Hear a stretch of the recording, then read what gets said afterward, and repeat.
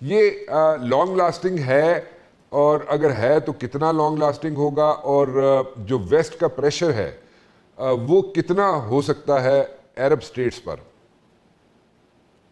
جی بسم اللہ الرحمن الرحیم. رانا صاحب دیکھیں، یہ جو لانگ لاسٹنگ تو ابھی اس وقت پریڈکٹ کرنا ہے، اس جو اسٹریٹجک انوائرمنٹ ہے یا جو انٹرنیشنل مالیو ہے اس میں بہت ہی چیلنجنگ ہو گیا جی. ود فیو مرکلیئر آئی مین ایک جو پرسنالٹی ہے ٹرمپ صاحب کی وائٹ ہاؤس میں، پھر ایکسٹریمسٹ اس وقت لیڈرشپ ہے. آپ دیکھ رہے ہیں مودی صاحب کی شکل میں، نیتن یاہو کی شکل میں، پوٹن اپنا ایک پرسونا لے کر چل رہے ہیں. وہ اٹس اے لٹل ڈفرنٹ، انہوں نے اسٹریس کیے ہوئے. تو پورا whole world is under stress جی. اور جتنے مڈل ایسٹ کے اوپر اسٹریس ویسٹ کی طرف سے آ رہا ہے، ویسٹ پہ امریکہ کا بھی اتنا ہی اسٹریس آ رہا ہے جی. سارے ایک دوسرے سے کھینچے ہوئے ہیں، کیونکہ وہ کہتے ہیں نا کہ بالکل بیچ مجھدار میں اکیلا چھوڑا ہے انہوں نے. ویسٹ کو بھی ولنریبل کر کے نیٹو کا آپ نے کر دیا. آپ بجٹس ان کے 2 سے 5% جی ڈی پی بڑھا دیا، ملٹرائزیشن وہاں پہ شروع کر دی.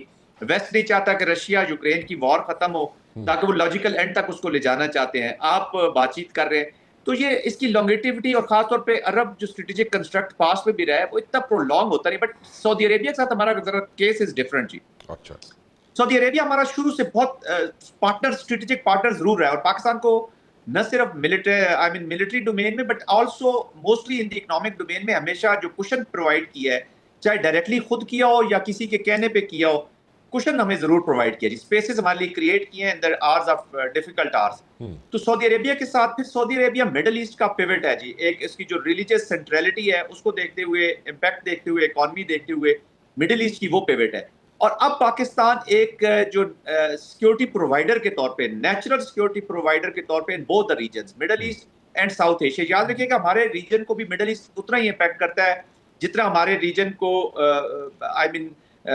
سینٹرل ایشین سٹیٹس اور یہ چائنا اور یہ والی سائڈ ہمیں جتنا امپیکٹ کرتی ہے جی. اس کے بھی اسپل اوورز ہمارے پاس آتے ہیں، وایا ایران آتے ہیں، ادھر کے اسپل اوورز وایا افغانستان آتے ہیں. اور پاکستان کی چونکہ اسپیسز اور سکویز تھوڑی سی چیلنجنگ ہے تو ہمارا امپیکٹ وہ ملٹی فولڈ ہو جاتا ہے جی، بڑھ جاتا ہے. بٹ وٹ ایور اپرچونٹیز دیکھیں، اگر تو ہمارا امیڈیٹ آبجیکٹو وٹ نیکسٹ آپ نے جب پوچھنا، امیڈیٹ آبجیکٹو ہونا چاہیے کہ ہم نے ڈومیسٹک کے ساتھ ساتھ ہمیں یہ جو افغانستان ہے نا جی، it should be our priority one, کہ یہاں پر کسی طریقے سے اسٹیبلٹی یہاں سے ضرور شروع ہو.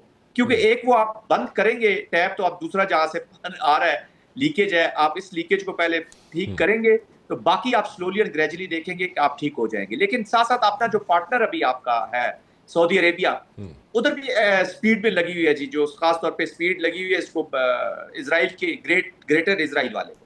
اب یہ ڈیپینڈ کرتا ہے کہ نیتن یاہو وہاں پر کیا policy especially with respect to سعودی عربیہ کیا اپناتا ہے. پھر ڈیپینڈ کرے گا کہ گلف کی کون کون سی کنٹری جو نیا سیکیورٹی آرکیٹیکچر بنا ہے پاکستان سعودیہ نے جس کا آغاز کیا ہے. اور دیکھیں یہ فلو کر رہا ہے اسی کانفرنس سے جی، جہاں پہ پاکستان سجیسٹ کرتا ہے کہ جی ہمیں جوائنٹ میکنزم اسٹیبلش کرنا ہوگا، سیکیورٹی میکنزم. اور اس کی امیڈیٹلی آپ بات جو ہے to the surprise of many in Pakistan also کہ آپ سعودی عربیہ میں گئے اینڈ یو ایف، اس کا مطلب ہے کہ دیر آر فیو تھنگس جو تو آن دا فیس نظر آ رہی ہے جس پہ ہم انالیسز کمنٹری کر سکتے ہیں. But I can tell you کہ 70% چیزیں جو ہیں وہ بیہائنڈ دی کرٹنز ہیں.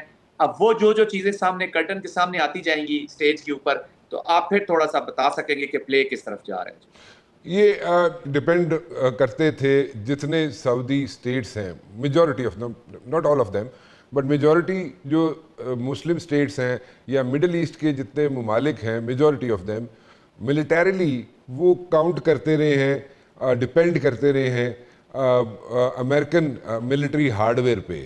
تو وہ جو جتنا ان پہ ڈپینڈ کرتے تھے ان کی ڈپینڈنسی جو ہے وہ کم ہوگی. کیسے مطلب how will America take it جی اگر وہ کم ہوتی ہے تو؟ ابھی رانا صاحب آئی ڈونٹ فورسی کہ امیڈیٹ فیوچر میں ایک دم ہی وہ سوئچ کریں گے جی. وہاں کا اسٹریٹجک کلچر ایسا رہا ہے پاسٹ میں. آپ کو پتا ہے پرانا آئیڈیا ذہن سے نکالنا بڑا مشکل ہوتا ہے جی.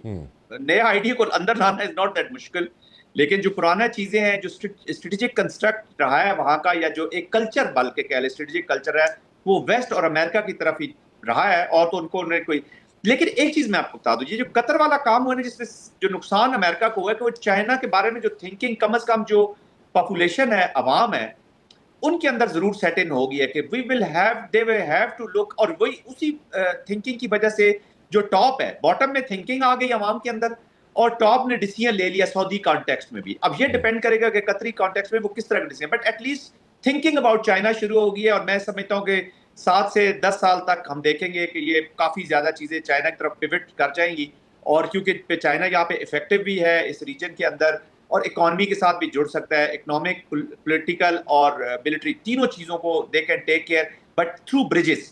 چائنا بھی ایک دم آئی مین اکنامیکلی تو جائے گا لیکن ملٹری جو اپلیکیشنز ہیں اس میں وہ بڑا کیئرفلی، کیونکہ ان کی عادت ہے جی کہ وہ بہت ہی کہتے ہیں نا اسٹیٹس کرافٹ کو استعمال کرتے ہوئے نہایت ہی شور فوٹڈ موو کرتے ہیں as far as military is concern G.